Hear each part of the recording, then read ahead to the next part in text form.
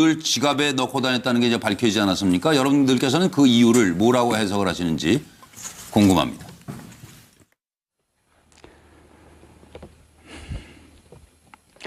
너무 많은 사람들에게 신세를 졌다. 나로 말미암아 여러 사람이 받은 고통이 너무 크다. 앞으로 받을 고통도 헤아릴 수가 없다. 여생도 남에게 짐이 될 일밖에 없다. 아무것도 할 수가 없다. 책을 읽을 수도, 글을 쓸 수도 없다. 너무 슬퍼하지 마라. 삶과 죽음이 모두 자연의 한 조각 아니겠는가? 미안해하지 마라. 누구도 원망하지 마라. 운명이다.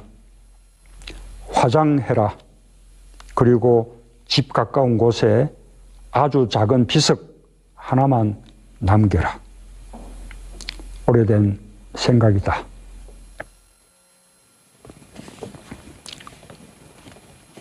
제가 이분의 글 쓰는 스타일을 알거든요.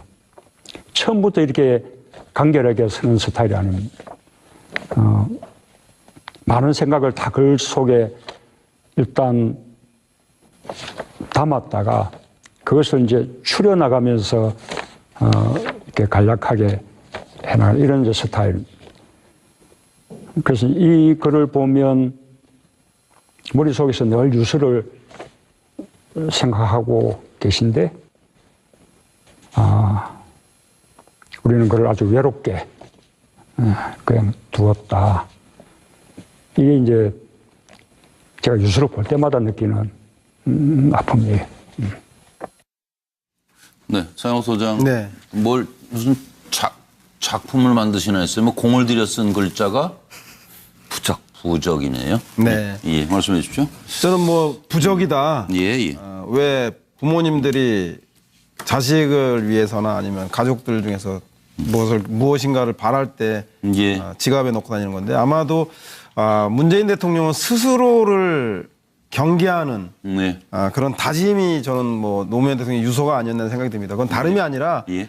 개혁하는, 국민이 성공하는 정부를 만들어야 되는데 예. 그 개혁의 길은 너무나 엄청난 저항과 반대가 있습니다. 그래서 혼자 앞서서 외로이 싸우다가 좌절하지 않겠다. 예. 그럴 때마다 한 걸음 한 걸음 국민과 더욱더 함께 하겠다라고 하는 스스로를 네. 노무현 전 대통령을 되돌아보면서 그 유서를 볼 때마다 스스로를 그렇게 돌아보게 하는, 스스로를 경계하게 하는 다짐으로서의 부적의 의미가 아니겠냐 그런 생각이 듭니다. 네, 노영희 변호사님은 어떻게 생각하셨어요? 그러니까 그 노무현 전 대통령 같은 경우에는 실질적으로는 실험적 대통령이었다라는 생각을 해요. 그 당시에 그 정치 상황이나 이런 것들에 대해서 사실은 매우 열악한 상황이었음에도 불구하고 이제 미래지향적인 사고방식과 탈권위를 가지고 뭔가 개혁을 해보려고 하는 노력이 많았었는데 예. 결국 그게 실패로 돌아갔던 약간은 불행한 대통령이기도 하지 않습니까? 예.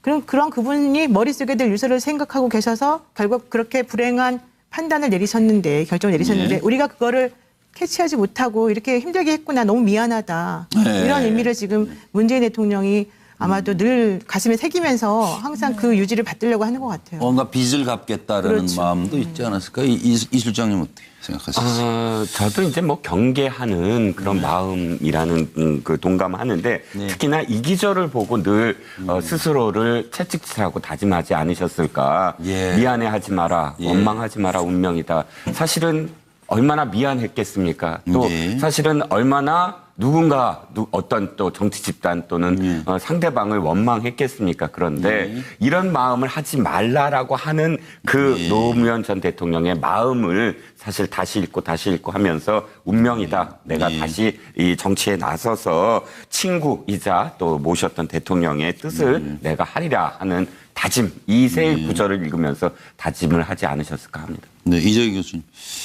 네, 아마 두 분 관계는 꽤 오래된 그 버시고 나이 차이는 있습니다만은 사실상 동지로서 같은 길을 걸어왔는데 그 2009년 5월 23일 8년 전에 아주 비극적으로 운명을 하셔서 너 아마 지켜드리지 못해서 미안하다는 그 마음, 지몸이라고 했죠. 그 당시에 저 아마 줄임말을 많은 분들이 그 기억을 할 텐데 아마 저 마음을 그대로 아마 그 지갑에 넣었지만 마음속에 품고 있는 것을 의미하는 것이고요. 그래서 아까도 잠깐 말씀하셨는데 예. 영화 오늘 개봉된 노무현입니다에서 하신 말 중에 그분을 너무 외롭게 그냥 뒀다라는 예. 그 말 속에 모든 의미가 포함되어 있지 않느냐 이렇게 생각합니다. 예. 박사님 박사님. 네. 큰 뜻을 갖고 있는 한 사람이 특정인의 유서를 지갑에 넣고 다닌다라고 하는 것은 철저하게 경계의 뜻이죠. 예. 16세기 남명조식 선생도 예. 아시죠? 당시에 방울, 성성자라고 그럽니다. 예. 방울을 달고 다녔습니다. 예. 왜? 자신을 경계하기 위해서. 한쪽에는 경이라고 하는 걸 써서 자신을 끊임없이 반추해가면서 과연 내가 하는 것이 맞는 것인가? 그 방울에 딸랑딸랑 거리는 걸 알면서 자신의 몸과 마음을 가다듬은 거거든요. 똑같은 인간이 이치라고. 좀 부족하니까요. 그렇습니다. 흔들리니까요. 그러니까 그것을 막기 위해서 방울을 달고 스스로. 다니고 그 방울이 문재인 대통령한테는 저는 네. 노무현 전 대통령 유서였다고 봅니다. 그래서 그 내용은 문재인 정치 그러면 앞으로 어떻게 할 것인가 예. 항상 노무현 전 대통령이 남긴 그 메시지를 절대로 잊지 않고 나를 찾겠다라고 하는 뜻입니다. 그래서 문재인 정치의 뿌리였기 때문에 네. 노무현이 남긴 그 유서를 가슴에 품고 자신을 잡았던 것이다. 네. 마치 남명조식의 성성자 방울과 똑같은 이치다 이렇게 보고 있습니다. 네. 그리고 잠깐 남명조식 선생 말씀하셨는데 예. 남명조식 선생은 또 칼을 그 항상 곁에 두고 계셨어요. 근데 유학자가 칼을 갖고 다니기는 어렵습니다. 그래서 칼을 찬 유학자 남명조식으로 또 유명하죠. 아, 그렇습니다. 괜히 아는 척을 한번 해봤어요. 그렇습니다. 잘 들었습니다. 그리고 아무도 그 말씀 안 하시네. 저는 이 유서의 끝에 그 말씀을 누군가 하실 줄 알았는데 오래된 생각이다. 왜 그 말씀을 적어 놓으셨을까요? 끝에 오래된 생각이다. 네? 운명이다. 화장해라. 그리고 또 뭐 미안해하지 마라. 원망하지 마라. 이런 생각이 오래됐다는 말씀은 거의 이것이 초심이 아니었는가. 노무현 전 대통령이 정치를 하면서 이 세상을 얼마나 사랑했는지 그리고 사람을 사랑하면서 살았던 한 사람의 오래된 생각이었구나 하는 느낌을 말씀드리면서 정말 그리고 새로운 문재인 대통령은 여러 사람 놀라게 하시네요.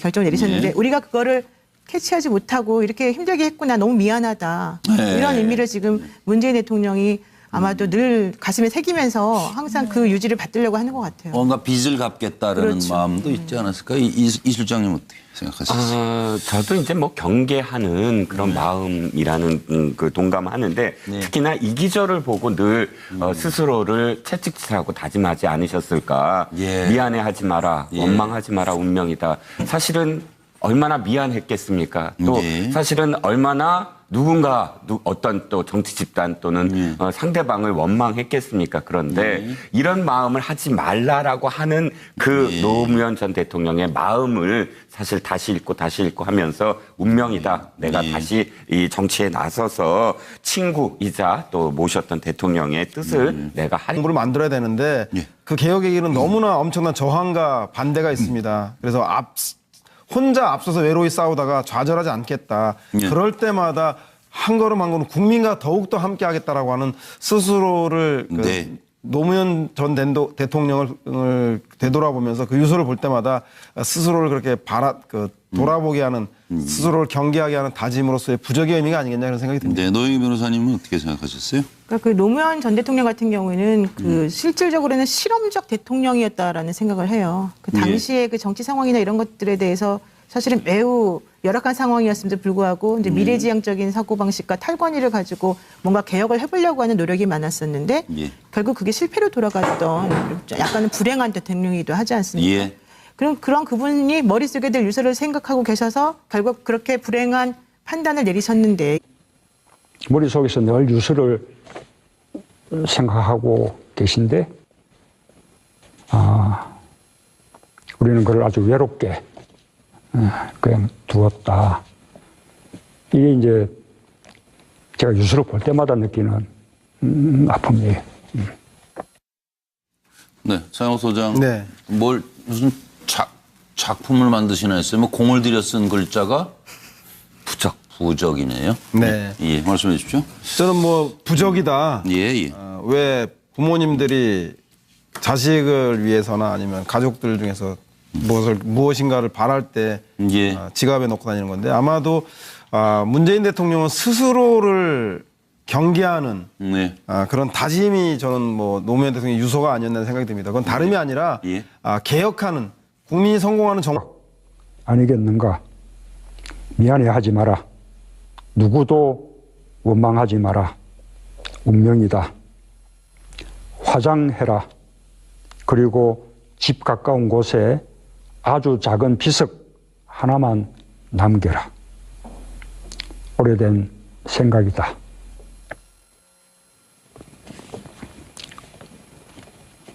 제가 이분의 글 쓰는 스타일을 알거든요. 처음부터 이렇게 간결하게 쓰는 스타일이 아닙니다. 많은 생각을 다 글 속에 일단 담았다가 그것을 이제 추려나가면서 이렇게 간략하게 해나갈 이런 이제 스타일. 그래서 이 글을 보면 늘 지갑에 넣고 다녔다는 게 이제 밝혀지지 않았습니까? 여러분들께서는 그 이유를 뭐라고 해석을 하시는지 궁금합니다.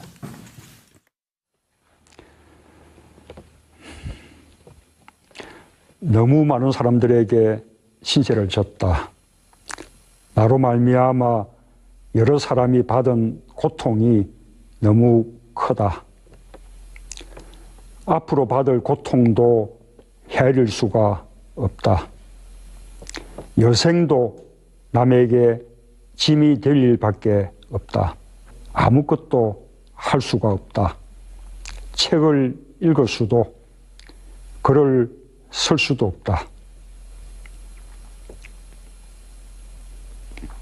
너무 슬퍼하지 마라. 삶과 죽음이 모두 자연의 한 조각